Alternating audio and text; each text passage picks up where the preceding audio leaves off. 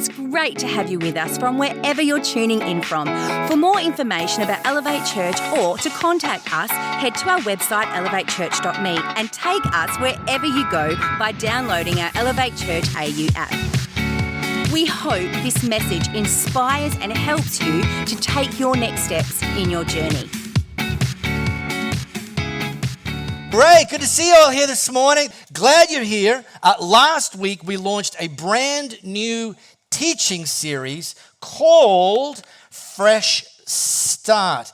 And we deliberately call this Fresh Start, just acknowledging that wherever you might be on your financial management journey with God, it's never too late to make a fresh start. Now, we teach a series on biblical financial management principles every single year. So you're now here in week 2 of this year's series on biblical financial principles. Now, some churches don't touch the subject, and I'm not dunking on them, but some churches don't touch the subject because they don't want to offend people. We don't want to talk about money.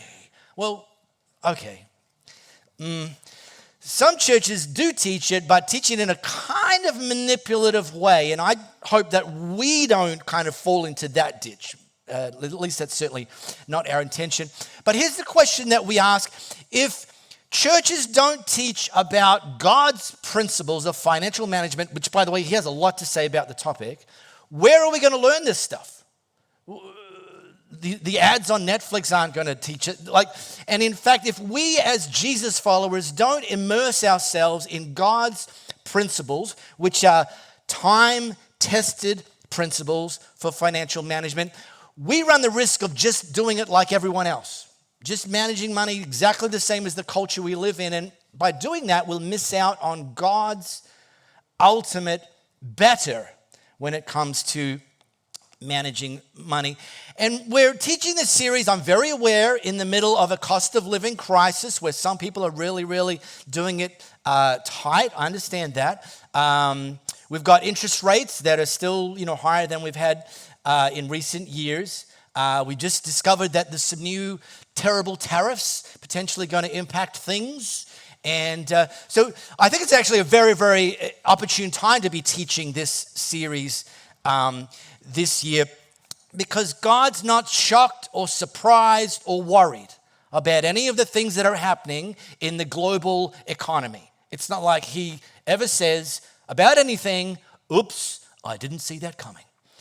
He knew, he's good. These principles have withstood wars and depressions and, kingdoms being overthrown, political parties coming and gone. So we're just going to teach stuff that God has been teaching for thousands of years. Now, I will say this, in the middle of the cost of living crisis, I'm aware and I know people who have slashed everything from their expenses to the absolute bare necessities, and yet are still under some pressure because, rents have gone up or mortgages have gone up and so on. And if that's you, I want you to know you're my heroes, because you're doing everything you know to do, and we can't control every circumstance that is imposed on us. And so I don't say this glibly. I just really, my sincere prayer, if you find yourself in that situation right now, is that you're going to actually see your faith grow through this season. You're going to actually see God's miraculous provision. You're going to see God's peace and experience his peace. And just come out of this, because, financial cycles come and go. You come out of this season actually stronger when it comes to your faith. Now, we do have a resource that we recommended last week. I'm going to kind of recommend it through this series. It's a book by Dave Ramsey. Now, Dave Ramsey is a Christian. His kind of personal life mission goal is to help people, especially Jesus followers, live financially free. And so he teaches and advocates the same principles that we are teaching through this series. So this book is going to run you $30 if you want to get it. It's all about strategies to see you moving towards a better financial position. And think of that $30 as an investment, not an expense. That's my encouragement. He also has a daily podcast which, by the way, Emeka, he got on it this week, and he's already binged since last Sunday. He's binged 19, he told me. He's binged 19 of Dave Ramsey's podcast episodes since last Sunday, so well played there. And that's just something there. Now, a couple of years ago, now this is in the US, so I don't have an equivalent in Australia, but I think some of this would spill over. A couple of years ago in the US, the largest study that's ever been conducted on millionaires, everyday millionaires, was conducted with 10,000 subjects in this study. And they looked at a whole bunch of metrics and lifestyle diagnostics with this group of 10,000 millionaires. Now, what they discovered, I'll just give you a few things that they discovered with this study. Number one, 93% of these millionaires didn't inherit a substantial sum of money. In other words, they achieved millionaire status in their own lifetime. Okay. Secondly, the study lists the top 5 occupations that these 10,000 everyday millionaires had. Are you ready for this? This is in order. Number 1, engineers. Number 2, accountants. Number 3, teachers. I haven't even mentioned doctors or lawyers yet, right? Hello, how are we doing? I mean, so far I'm encouraged. My wife's a teacher. Woohoo! All right, we are on our way, people. Number 4 was management, but it wasn't like CEO management. It was actually low to middle level management that made it into this list of 10,000 everyday millionaires and lawyers. All right, so there you go. Another thing the study discovered is it took the majority of these people approximately 20 years to achieve millionaire status. So it wasn't some big splash. They didn't win the lottery. It was just this consistent lifestyle of spending less than they earned. There's a clue. and ultimately getting to this place where they were able to be declared as a millionaire. Now, this is not a new principle. Solomon, the wisest person that ever lived, except for Jesus, he dumped a whole lot of what we now call Proverbs. By the way, I was thinking during the week, if he wrote this now, they wouldn't be called Proverbs. They'd be like wise Proverbs. They'd be called wise tweets, because you just kind of read them, and Solomon's just tweeting out in 140 characters or less. Here's a drop of wisdom, boom, and one a day. So here's one. Wealth from get-rich-quick schemes quickly disappears. Wealth from hard work grows over time. Here's one thing that there's actually research about people that won the lottery that tracks how many of them had anything left after X number of years, and it's startling how few had anything left. And it's like, well, that was a missed opportunity, and it was a missed opportunity, but typically the reason is the person that got the big, I won the lottery, $2 million dropped in their bank account, hadn't actually developed the skills and the character that you actually develop over time when you learned to manage little well and see God entrust you with more. So here's a real clue. Now, a couple other things this study discovered about these everyday millionaires is they didn't wear super expensive designer clothing. Ethan, you writing this down? Secondly, they didn't drive exotic cars. And my dad, when I was growing up, his advice to me around cars was, Mark, buy the cheapest car your ego can afford. I haven't owned a car for 20 years. It's a true story. I have no ego. Woohoo! No, well, anyway, I don't own a car. I haven't. But we're talking about the designer clothing and the exotic cars. The reason I say that is because by today's cultural standards, they didn't look like millionaires.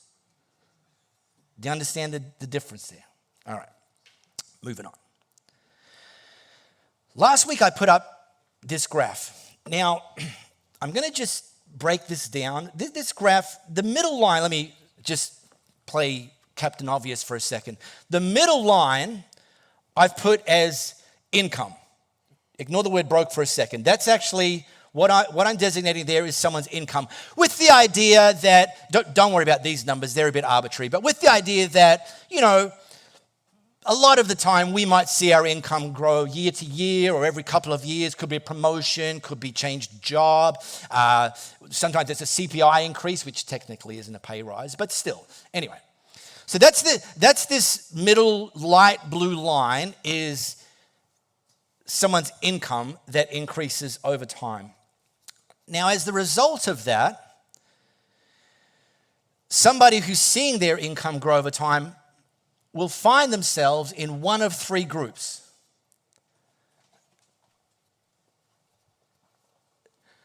Broke, or in debt, or with some margin. I'm going to just slice and dice each three groups, but before I do, let me just double click on one very important observation. Each of these three groups of people earned the exact same amount of money. Okay? So income is not a factor here. Income is the same across these three groups. So let me start with the middle one, broke. This is the group that spends everything they earn. This is the group that, here's the thing, if you earn $1 million this year and you spend $1 million this year, guess what? You're still broke. In fact, I was going to call this group still broke, but it, from a design standpoint, would have looked a bit out of place. So this is this idea that you're not, if you spend everything you earn, technically you're not actually going to work for you. You are simply a money laundering service, hopefully legal, that money goes into your account and then it goes out of your account. And at the end of the year, you've got the exact same bank balance as you had at the beginning of the year, regardless of your income. So guess what? Solomon tweeted out about this one. The wise person saves for the future, but the foolish person spends whatever he gets. Be like the wise person. Now, again, I understand if you've been living in this broke situation, no one here is judging you. God's not judging you. It's not about that. It's actually about what would it look like if 2025 was a catalytic year to see you move beyond just like zero progress in your financial world? Just having that as an aspirational goal. Now, Dave Ramsey, he's actually got a strategy for this. And the reason I say, Dave Ramsey, he's not my uncle or anything, but like he's smarter than I am about this stuff. And so we point to him. He has a website, RamseySolutions.com. There's free resources on this. If you were like, for the book, $30, are you kidding me? There's free resources on his website, which you can access. One of them is what Dave Ramsey calls his 7 baby steps, okay? Now, this is a great, and it's intentionally baby steps because they're not actually big splash steps. They're little steps, and they're sequential. So he looks at people and kind of advocates that if you're someone that's just like, you're literally living with no margin, your first step, he advocates, is create an emergency fund or an emergency starter fund. And he puts a number up of $1,000. Like make it your initial goal to just have $1,000 set aside as an emergency fund. And by the way, emergency doesn't mean when it's Friday night and there's nothing to cook, it's your emergency Uber Eats fund. No, it's about when that thing breaks. When that unexpected bill comes in, you've got $1,000 set aside, specifically break glass in case of emergency. This happened to us a couple of months ago. A couple of months ago, we had our annual termite inspection. Termite inspector comes through. One of the things, I've only learned this recently, one of the things that termite inspectors look for is dampness around the house. Okay, because apparently termites like damp spaces. So he does the end of the report, comes in, Mark, just, it's all pretty good, except in the toilet, there's like a flexi hose, and it's kind of leaking. It's just a slow leak, but it's leaking. He goes, that's not good for the termites. He said, plus, he said, I know quite a few people who went away for a 2-week vacation and came home and their house was entirely flooded because the flexi hose went from a slow leak to a big eruption. And I was like, okay, cool. He goes, don't worry about it, it's fine.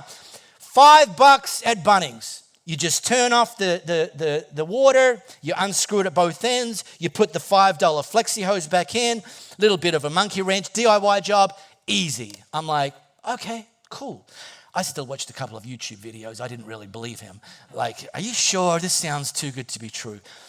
Problem was, when I watched these YouTube videos, I discovered that because we had this bathroom renovated a few years ago, the plumber messed up. This so-called unscrew one end of the flexi hose, unscrew the other end, put the new $5 Bunnings flexi hose in, turn the water back on, flush away. Well, turns out the plumber, I just say he didn't do his job properly. So I'm thinking, all right, I'll get our plumber out, have a look. I mean, it's probably going to charge me a call-out fee, $100. Okay. Comes out, ooh, Mark. Now, when tradespeople say to you, the sentence starts with ooh, it's never good. Ooh, Mark, looks like whoever installed this did it wrong. I'm like, yeah, that's what YouTube said. This isn't a simple DIY thing. We're going to have to remove the entire toilet. And I'm like, oh, come on now. Now, this is a good plumber we use all the time. I said, phone your boss, who I know is the owner of the company. Phone him. I need a second opinion. Phones him on speakerphone. Puts him on speakerphone. Yep, definitely going to have to do that. Take the toilet out completely, replace it, put it back in. Anyway, next day, toilet's fixed. Invoice in my email, $730. I was not thinking Pastor Mark thoughts in that moment. But much as it was painful, I handed it over. But it was okay because we had $1,000 set aside in our emergency fund. Well, we didn't after that. We had $270, so almost go back to the start, do not cross, go. But he talks about this, make this like a first thing. And if you're like, well, $1,000, I'm like living dollar to dollar, day to day. Here's a little thing that I did years ago and that I've seen people do just to get you started. Like you might not hit $1,000 straight away, but just to get you started. This is like honest advice. I don't mean to sound like an idiot, although it's a risk. Today, when you go home, go through your shed, go through your kitchen cupboards and look in the spaces that you haven't looked in for quite some time. I'm talking where all the appliances are that you bought because, Thermomixers were such a need at the time. And just sell some stuff like Gumtree, Facebook Marketplace, etc. And you might find that you can kind of cobble together, sell some shoes you might be able to find $150 in that process. Well, guess what? It's a start.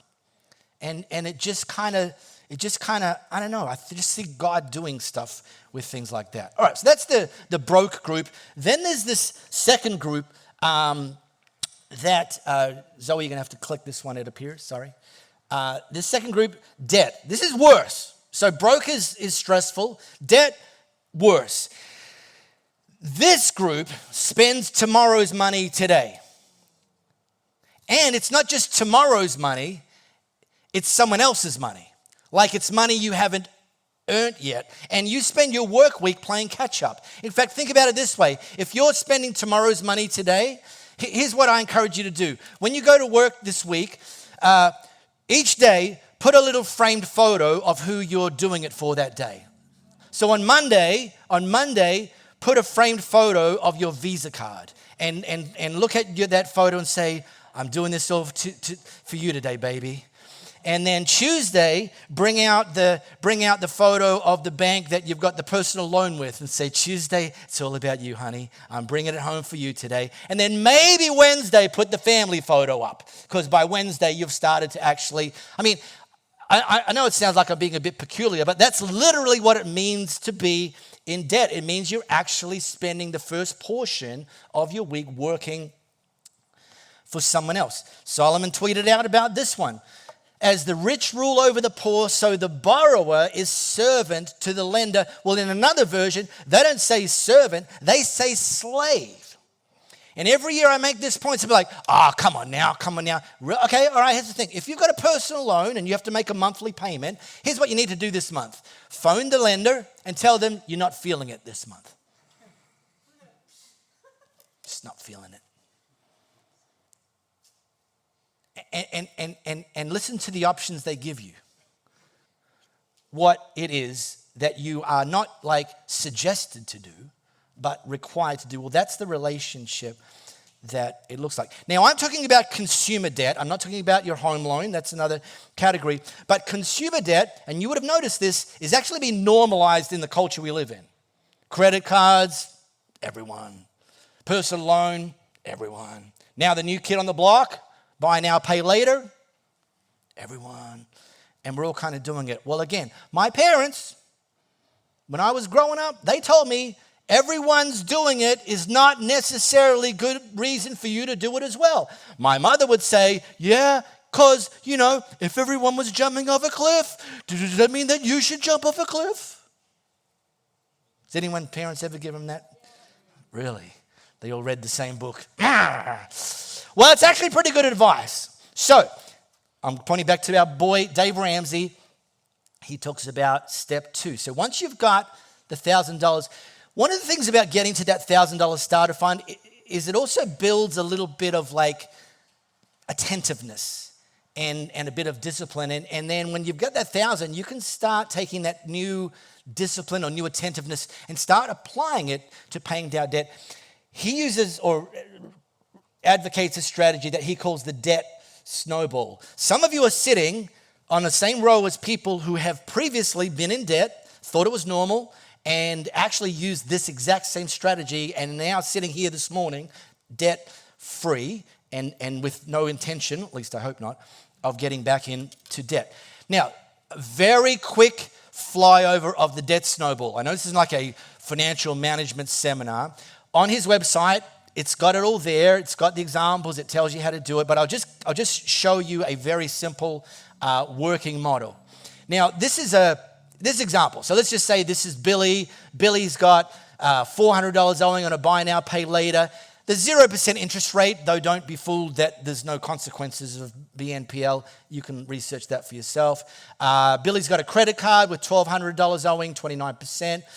He's got a personal loan with $4,000 owing, 20%, and then a second credit card with $5,500, 29%. Now, I studied economics at university, and we were taught at university that the way to tackle paying off your debts is rank them by interest rate.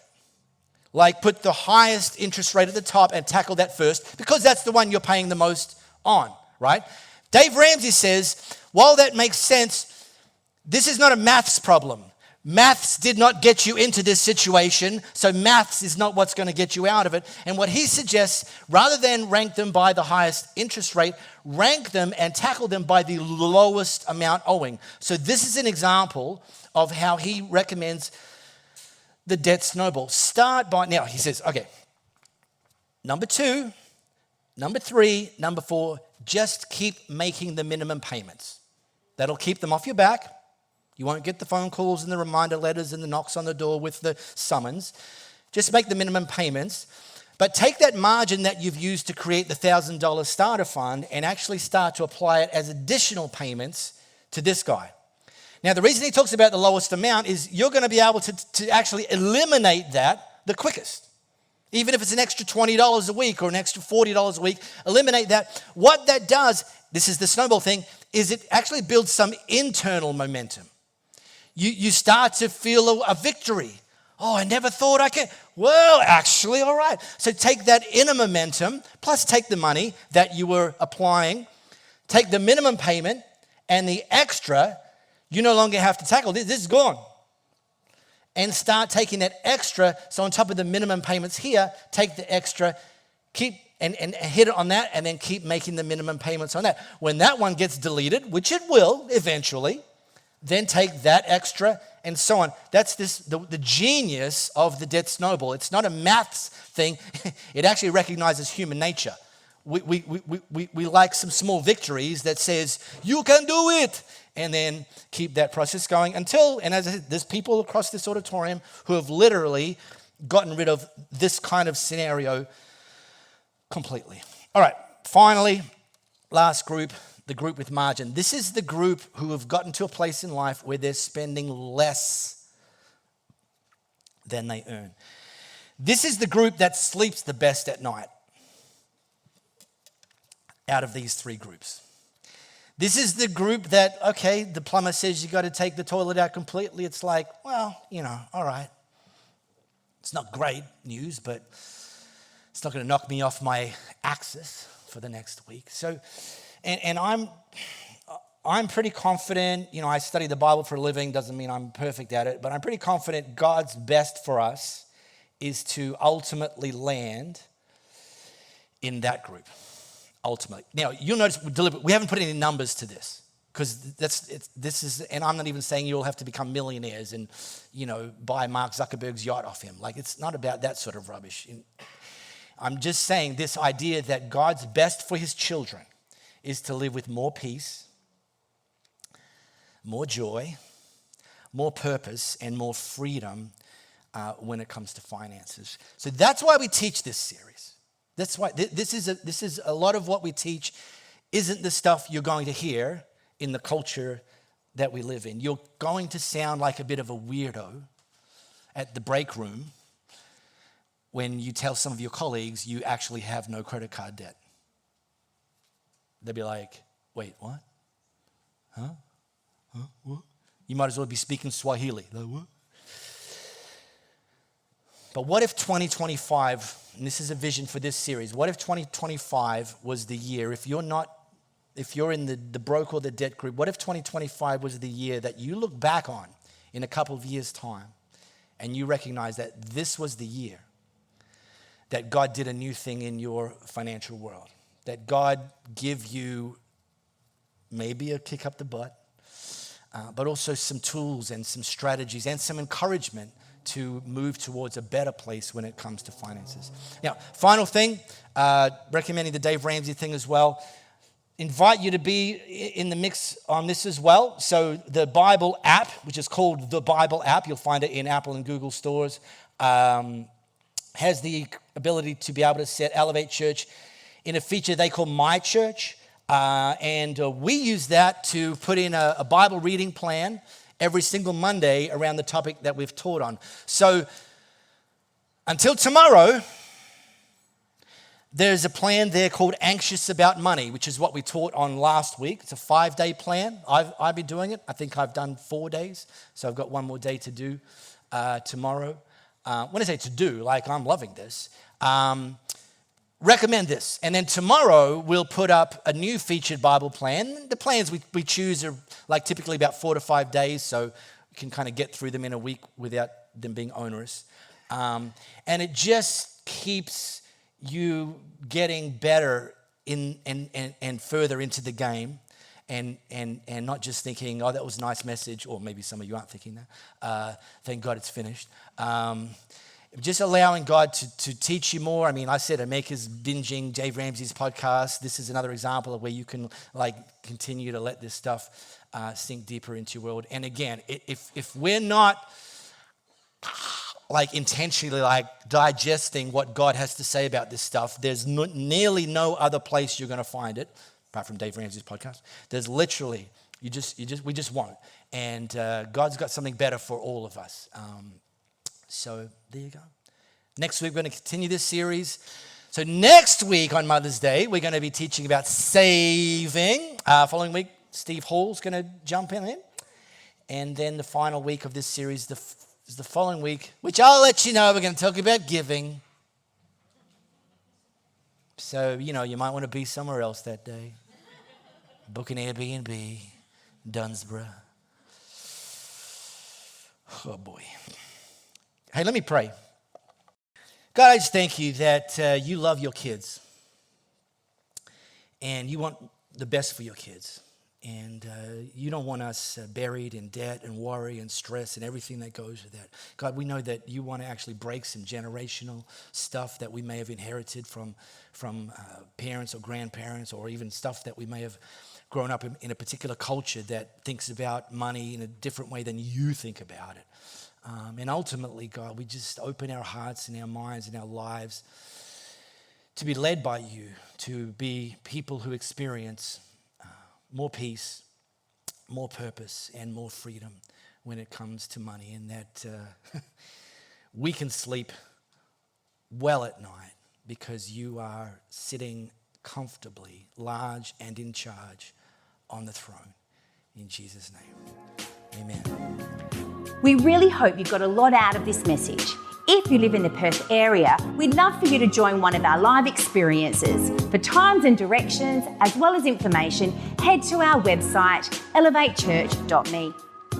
For those of you beyond the Perth area, we'd love for you to connect with our online experience, which premieres every Sunday via YouTube and Facebook Live, and on demand immediately after. And to partner with us to reach more people by giving financially, head to our website, elevatechurch.me, and also download our Elevate Church AU app.